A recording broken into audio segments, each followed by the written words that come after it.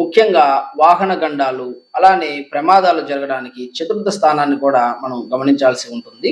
ఎందుకంటే చతుర్థము గృహస్థానము, అలానే వాహన స్థానము, దానితో పాటు అన్ని వస్తువులు ఉండే స్థానము చతుర్థం కాబట్టి, ఆ చతుర్థంలో ఉన్నటువంటి ఒకవేళ చతుర్థంలో పాపగ్రహాలు ఉన్నట్లయితే శుక్రుడు అంటే వాహన కారకుడైనటువంటి శుక్రుడు పాపిగా అంటే జన్మలగ్న పాపగ్రహంగా బలంగా ఉన్నట్లయితే వాహన గండాలు జరగడానికి అవకాశాలు ఉంటాయి.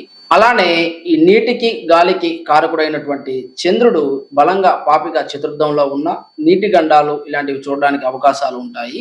అలానే మనకు కుజుడు చతుర్థంలో ఉన్న పైనుండి కిందకు పడడం అంటే కాళ్ళు చేతులు విరగడం ఇలాంటివి ఇంకా బలంగా ఎక్కువగా అంటే ఆ కుజుడి బలం ఇంకా ఎక్కువగా ఉంటే ఎక్కువగా ఆ ఫలితాలు చూడడానికి అవకాశాలు ఉంటాయి. అలానే సూర్యుడు చూడండి, అగ్నికి కారకుడైనటువంటి హీట్ కారకుడైనటువంటి సూర్యుడు చతుర్థంలో పాపిగా బలంగా ఉన్నట్లయితే అగ్ని ప్రమాదాలు జరగడానికి కూడా అవకాశాలు ఉంటాయి. జ్యోతిష శాస్త్రంలోని వాస్తవాలను తెలుసుకోవడానికి మన ఛానల్ని ఫాలో చేయండి. అలానే మీ ఫ్రెండ్స్ అండ్ ఫ్యామిలీ మెంబర్స్తో షేర్ చేయండి.